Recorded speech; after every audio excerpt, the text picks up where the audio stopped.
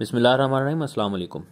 आज की इस वीडियो में हम सीखने जा रहे हैं कि हम किस तरह से गूगल शीट्स में एक सेल के अंदर ड्रॉप डाउन लिस्ट क्रिएट कर सकते हैं। और इस वीडियो में हम मज़ीद देखेंगे कि डाटा वैलिडेशन क्या होती है और डाटा वैलिडेशन किस तरह से इस्तेमाल की जाती है।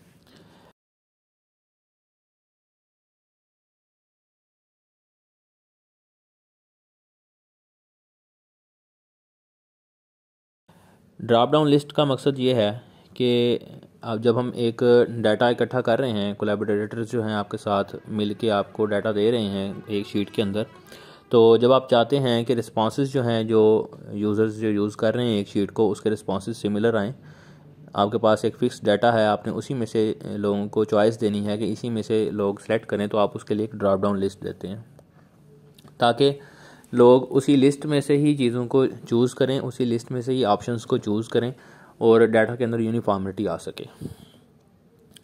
इसी तरह से डाटा वैलिडेशन का थोड़ा इंट्रोडक्शन देखते हैं कि डाटा वैलिडेशन का जो मकसद है वो ये है कि जो यूज़र आपकी एक शीट के अंदर कोलैबोरेट करते हुए डाटा एंटर कर रहे हैं, उसके अंदर आप रिस्ट्रिक्शन लगा सकें कि एक स्पेसिफिक टाइप का रिस्पांस ही वो यूज़र वहाँ पे इनपुट कर सके, उसके अलावा वो मज़ीद उससे हट के कोई रिस्पांस एंटर ना कर सके।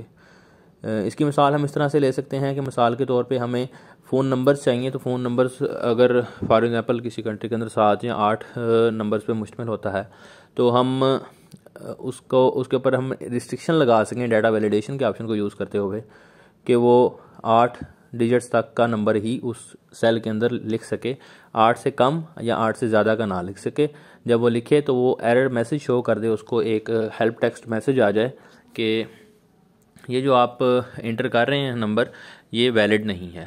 तो डाटा वैलिडेशन हमारे डाटा की वैलिडिटी को सेट करने के लिए, जो यूज़र्स इनपुट देते हैं उसको ठीक रखने के लिए, यूनिफॉर्म रखने के लिए इस्तेमाल की जाती है। डाटा वैलिडेशन के कंसेप्ट को समझने के लिए हम इस सैम्पल शीट का इस्तेमाल करेंगे, जिसके अंदर हम प्रोग्रेस ऑफ सिलेबस देख रहे हैं, जिसके अंदर ये डाटा हमने कलेक्ट करना है, जिसमें नेम ऑफ़ स्कूल है, EMIS कोड है और सिलेबस स्टेटस है कि वो कंप्लीट है या इनकम्प्लीट है। तो जनरली लोग यहाँ पे डाटा इनपुट कर सकते हैं। जब आप शीट दूसरों को शेयर करेंगे तो इसमें वो डाटा इनपुट कर सकते हैं, लेकिन हम इसमें क्या करना चाहते हैं, हम इसमें यूनिफॉर्मिटी लाने चाहते हैं कि डाटा जो यूनिफॉर्म हो, उसमें स्पेलिंग्स की मिस्टेक्स ना हो और वो करेक्ट जो है, बिल्कुल करेक्शन और परफेक्शन हमें चाहिए इसमें। उसके लिए हम क्या करते हैं कि नेम ऑफ़ स्कूल अब यहाँ पे हम इंटर करना है, तो हम चाहते हैं कि हमारे पास ऑलरेडी एक एग्जिस्टिंग लिस्ट मौजूद है, हमें पता है कि हमारे पास कौन कौन से स्कूल मौजूद हैं जहाँ से हमने स्टेटस इकट्ठा करना है। तो हम यहाँ पे डाटा वैलिडेशन लगाते हैं। डाटा वैलिडेशन लगाने के लिए हमने सेल को सिलेक्ट करना है, फिर ये ऊपर जो 3 डॉट्स दिखी हैं यहाँ पे क्लिक करना है। यहाँ पे क्लिक करेंगे तो यहाँ पे सामने ऑप्शन आ रहा है डाटा वैलिडेशन का। डाटा वैलिडेशन पे क्लिक करेंगे, सेल रेंज B3 जो हमने सेल सेलेक्ट किया है वो इस पर लग चुकी है। लिस्ट ऑफ आइटम्स हमने यहाँ पे देनी है। डाटा वैलिडेशन दो तरीक़ों से, जब हम ड्रॉप डाउन लिस्ट जो हमने क्रिएट करनी है वो दो तरीक़ों से क्रिएट की जा सकती है, लिस्ट ऑफ आइटम से या फिर लिस्ट फ्रॉम रेंज से। लिस्ट ऑफ आइटम हम कर सकते हैं और लिस्ट फ्रॉम रेंज भी हम सेलेक्ट कर सकते हैं। लिस्ट ऑफ आइटम से क्या है कि यहाँ पे हम यहाँ से ऐड करेंगे, डाटा वैलिडेशन के मेन्यू से हम ऐड करेंगे अपनी लिस्ट के अंदर आइटम्स को। ऐड के बटन पे क्लिक करें और यहाँ पे नाम लिख दें, स्कूल का नाम। फॉर एग्जांपल हम लिखते हैं school A, school B and school C। ये हमारी लिस्ट एक क्रिएट होगी। अब नीचे वाले ऑप्शन में देखते हैं कि शो ड्रॉप डाउन मेन्यू इन सेल, सेल के अंदर ड्रॉप डाउन मेन्यू शो करना है या नहीं करना। ठीक है, अगर ये हम ऑफ़ कर देंगे तो वहाँ पे ड्रॉप डाउन मेन्यू नहीं शो होगा, लेकिन अगर इनके अलावा जो हमने ऊपर टेक्स्ट लिखे हैं, इनके अलावा अगर कोई टेक्स्ट वहाँ पे लिखी जाएगी तो वो वहाँ पे एरर मैसेज दे देगा। अपीयरेंस के अंदर show validation help text, validation help text को अगर हम ऑन करते हैं तो इसको हम एडिट कर सकते हैं कि हमने अगर कोई बंदा गलत इनपुट देता है तो उसको हमने क्या एरर मैसेज शो करवाना है। तो यहाँ पे हम लिख देते हैं कि select your school from the given list, इसको हम ओके कर देंगे। अब नीचे वो ऑप्शन दे रहा है on invalid data. Invalid data अगर कोई यूज़र इनपुट करता है तो उस केस में हमने क्या करना है, उस केस में हम वार्निंग शो करवाएं या फिर इनपुट ही रिजेक्ट कर दें। वार्निंग शो करवाएंगे तो सिर्फ उनके पास एक एरर मैसेज शो होगा कि आपने यहाँ पे जो डाटा एंटर किया है वो गलत है, जबकि रिजेक्ट इनपुट करने पे वो वहाँ पे सेल जो है वो ब्लैंक रह जाएगा और एक पॉपअप शो होगा कि आपने ठीक नहीं एंटर किया, और जो हमने यहाँ पे वैलिडेशन टेक्स्ट दी है ये एरर मैसेज पॉपअप की सूरत में वहाँ पे शो होगा। इसको हम रिजेक्ट इनपुट सेलेक्ट करने के बाद हम सेव कर देते हैं। अब यहाँ पे जैसा कि आप देख रहे हैं बाकी सेल्स के अंदर ये ड्रॉप डाउन लिस्ट वाला आइकन नहीं बन रहा, लेकिन जहाँ पे हमने B3 के अंदर लगाया था तो वहाँ पे अब ये हेल्प टेक्स्ट भी हमें दे रहा है कि select your school from the given list. और हम यहाँ पे अगर हम टाइप करते हैं,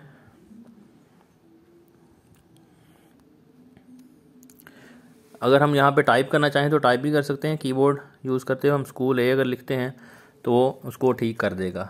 अगर हम यहाँ पे कुछ और लिखते हैं, मिसाल के तौर पे स्कूल डी लिखते हैं, ओके करेंगे तो यहाँ पे अब उसने एरर मैसेज दे दिया कि select your school from the given list. जो गिवन लिस्ट है उसी में से आपने स्कूल सेलेक्ट करना है। तो इस तरह से हम डाटा वैलिडेशन के ऑप्शन को यूज़ करते हुए एक लिस्ट हमने क्रिएट की और हमने जो नेम ऑफ स्कूल है उसको हमने उस डाटा को हमने वैलिडेट कर लिया। लिस्ट में से अगर सेलेक्ट करना हो तो यूज़र यहाँ पे ये जो ड्रॉप डाउन मेन्यू का आइकन है यहाँ पे बना हुआ है, इस पर क्लिक करके लिस्ट खोल सकता है। जितनी भी आइटम्स हम वहाँ पे ऐड करेंगे वैलिडेशन वाले मेन्यू में, वहाँ पे वो वाली सारी आइटम्स यहाँ पे शो हो जाएंगी।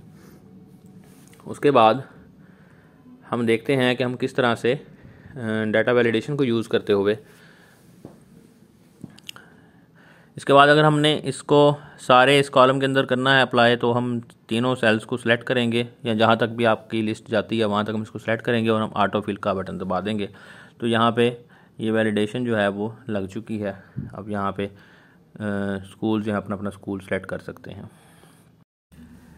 डाटा वैलिडेशन को अगर हमने ख़त्म करना है तो हम इन तीनों जिन सेल्स के ऊपर भी डाटा वैलिडेशन लगी हुई है उनको हम सेलेक्ट करेंगे, मेन्यू में जाएंगे, डाटा वैलिडेशन पे क्लिक करेंगे और रिमूव रूल के ऊपर क्लिक कर देंगे। रिमूव रूल करने से यहाँ पे जो वैलिडेशन है वो ख़त्म हो जाएगी और यूज़र जो है वो कुछ भी लिख सकेगा दोबारा से। इसको हम क्लियर करते हैं और अब हम देखते हैं कि हम किस तरह से दूसरे मेथड से, मतलब लिस्ट ऑफ रेंज हमारे पास मौजूद है, हमारे पास एक लिस्ट हमारे पास ऑलरेडी अवेलेबल है और उस लिस्ट में से हम सेलेक्ट करना चाह रहे हैं कि उस लिस्ट के अंदर जो आइटम्स मौजूद हैं, मिसाल के तौर पर मेरे पास नेम ऑफ स्कूल ऑलरेडी इस शीट के अंदर मौजूद है, हम वहाँ पे बार बार ऐड नहीं करना चाहते बल्कि इसी लिस्ट से डाटा उठाना चाहते हैं कि यही वाली जो लिस्ट ऑलरेडी अवेलेबल है हमारे पास शीट के अंदर, उसी को यूज़ करते हुए हम ड्रॉप डाउन मेन्यू बना लें। उसको करने के लिए हम वही जो सेल जहाँ पे हमने ड्रॉप डाउन मेन्यू बनाना है उसको सिलेक्ट करेंगे, मेन्यू में जाएंगे, डाटा वैलिडेशन में जाएंगे, लिस्ट ऑफ आइटम्स की बजाय list from a range select करेंगे और यहाँ पे हम रेंज का एड्रेस देंगे। रेंज का एड्रेस हमारा है शीट 2 है हमारी, और यहाँ पे ये साइन लगाने के बाद हम सेलेक्ट करेंगे A2 से A3 के A4 तक हमारी लिस्ट मौजूद है। इसको हम सेव करते हैं। सेव किया, मेन्यू का बटन बन गया, यहाँ पे ड्रॉप डाउन लिस्ट का बटन बन गया, इसको क्लिक करते हैं और हमारे पास लिस्ट ऑफ आइटम्स आ गए जो कि हमारे पास यहाँ पे जो शीट 2 के अंदर दिए गए थे A2 से लेके A4 तक, शीट 2 के अंदर A2 से A4 तक जो हमारे पास आइटम्स मौजूद थी वो हमने डाटा वैलिडेशन के ज़रिए ड्रॉप डाउन मेन्यू में ऐड कर ली। अब जो भी हम चेंजेस यहाँ पे करेंगे, मिसाल के तौर पर यहाँ पे अगर हम मैं स्कूल D, E और F लिख देता हूँ तो वही चेंजेस हमारी ड्रॉप डाउन मेन्यू में भी हो जाएंगे। तो इस तरीके से हमें ड्रॉप डाउन लिस्ट बनाने का ये फ़ायदा है कि हम अगर हमने एक डाटा की लिस्ट को हमने चेंज करना है तो बजाय कि बार बार उस वैलिडेशन को ख़त्म करके वैलिडेशन वाले ऑप्शन में जाके और दोबारा से ऐड करें एक एक आइटम को, हम इस लिस्ट में से आइटम्स को चेंज कर देंगे तो वो हमारा टाइम थोड़ा कम लगेगा उसमें। तो हम इस तरह से इसको दोबारा से हम सेलेक्ट करके ऑटो फिल का बटन यूज़ करते हुए तमाम सेल्स के अंदर इसको लगा सकते हैं। तो ये हमने इस तरह से सीखा कि लिस्ट ऑफर सेल रेंज से हम किस तरह से डाटा वैलिडेशन कर सकते हैं। लिस्ट फ्रॉम रेंज का ऑप्शन हमने यूज़ किया और उसके बाद हम नेक्स्ट स्टेप देखते हैं कि बाकी इसमें डाटा वैलिडेशन के अंदर क्या मौजूद है। तो यहाँ पे एक टिक बॉक्स का ऑप्शन मौजूद है। टिक बॉक्स का ऑप्शन हमें कहाँ चाहिए होता है, जहाँ पे हमने चेक बॉक्स यूज़ करना हो। मिसाल के तौर पे हमने अगर सेलेक्ट करना है कि हमारा सिलेबस कंप्लीट है तो उसको क्लिक कर दें, अगर नहीं कंप्लीट तो इसको चेक ना करें। तो डाटा वैलिडेशन में जाएंगे, लिस्ट ऑफ आइटम्स की जगह पे हम टेक्स्ट टिक बॉक्स सेलेक्ट करेंगे, वैलिडेशन टेक्स्ट में लगा देते हैं कि please check if syllabus completed, और रिजेक्ट इनपुट कर देते हैं कि अगर इसके अलावा कुछ लिखा जाए, ट्रू या फॉल्स के अलावा लिखा जाए तो रिजेक्ट कर दी जाए इनपुट। चेक बॉक्स लग गया, इसको हम चेक और अनचेक कर सकते हैं, इसको हम ड्रॉप डाउन करके इसको हम ऑटो फिल कर सकते हैं। और इस तरह से अब जब हम इसको क्लिक करेंगे तो हमारे पास हेल्प टेक्स्ट आ जाएगी कि please check if syllabus is complete है तो उसको चेक करें। तो इस तरह से हम एक टिक बॉक्स लगा सकते हैं। उसके बाद हम देखते हैं कि हम मज़ीद डाटा वैलिडेशन के ऑप्शंस के अंदर कौन कौन से ऑप्शन मौजूद हैं। टेक्स्ट कंटेंट्स का मतलब है कि अगर किसी टेक्स्ट के अंदर कोई वर्ड आता हो, जो भी वैल्यू हम यहाँ पे लिखेंगे, अगर यूज़र की इनपुट के अंदर वो वैल्यू मौजूद होगी तो ही डाटा को एक्सेप्ट किया जाएगा, वरना उसको रिजेक्ट कर दिया जाए। ठीक है। इसी तरह टेक्स्ट डज नॉट कंटेन, इस तरह टेक्स्ट एग्जैक्टली वही टेक्स्ट होगी। तो वैलिड ईमेल एड्रेसेस अगर हम कलेक्ट कर रहे हैं तो उसकी वैलिडिटी को चेक करने के लिए, अब ये सिंपली इसमें हमें कुछ भी लिखना नहीं पड़ेगा। जब यूज़र अपना ईमेल एड्रेस डालेगा तो ये उसकी वैलिडेशन जो है सेटिंग्स उसकी खुद से ही चेक कर लेंगे कि वो वैलिड है ईमेल या नहीं है। वैलिड यूआरएल अगर हमारा कोई वेबसाइट हम अगर कलेक्ट करना चाहते हैं, वेबसाइट्स डाटा, तो उस हवाले से है ये। उसके बाद डेट इज़ वैलिड, अगर हम डेट्स इकट्ठी कर रहे हैं और डेट का फॉर्मेट हम जानना चाहते हैं कि यूज़र जो है वो डेट ठीक लिख रहा है, तो उसके लिए डेट इज़ वैलिड को सिलेक्ट कर लेंगे उस सेल के ऊपर। इस तरह डेट इज़ है कि हम किसी स्पेसिफिक डेट का डाटा ले रहे हैं तो यूज़र गलत डेट ना डाले, इसलिए हम डेट इज़ को यूज़ कर सकते हैं। डेट इज़ बिटवीन, दो डेट्स के दरमियान हम देखेंगे डाटा, हम यहाँ पे और यहाँ पे डेट लिखेंगे और देखेंगे कि डाटा यूज़र जो है उसी के दरमियान की डेट ही डाले, उसके अलावा ना डाले। डेट इज़ नॉट बिटवीन, एक ड्यूरेशन को हम स्किप करना चाहते हैं कि यहाँ से यहाँ तक का डाटा यूज़र ना डाले, तो उस केस में हम ये सिनेरियो यूज़ कर सकते हैं। डेट इज़ ऑन और बिफोर, इसी तरह से डेट के ये बाकी सिनेरियोज हैं। इसके बाद आगे नंबर्स की कंडीशंस हैं कि ग्रेटर दैन हो, ग्रेटर दैन और इक्वल टू हो।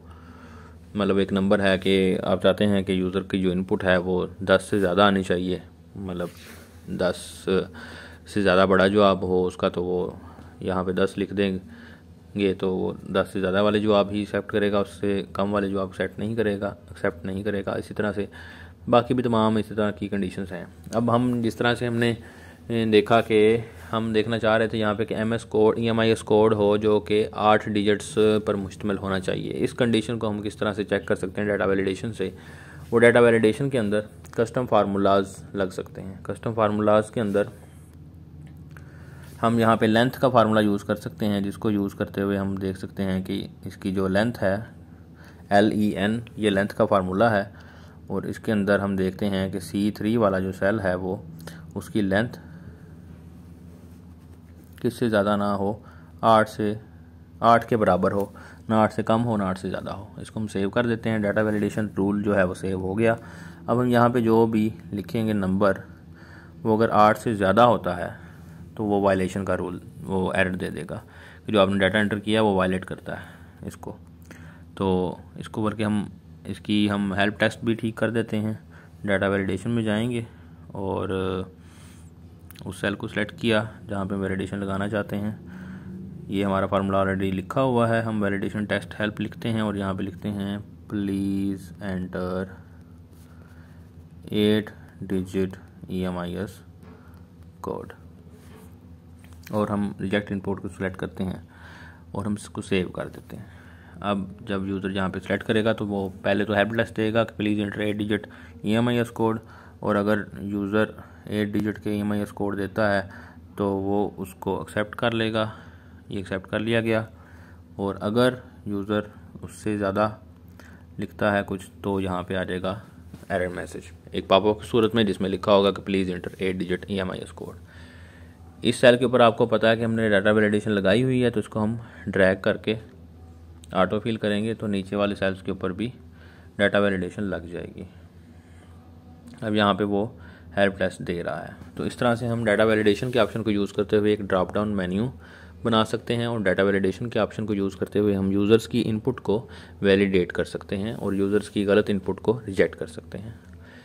मुझे उम्मीद है कि आपको इस ट्यूटोरियल की समझ आई होगी। अगर कहीं पे कोई कन्फ्यूजन या कोई क्वेश्चन या कोई क्वेरी है तो आप कमेंट बॉक्स में पूछ सकते हैं। वीडियो को लाइक करें, वीडियो को ज़्यादा से ज़्यादा शेयर करें, चैनल को लाजमी सब्सक्राइब करें। जज़ाकल्लाह खैर।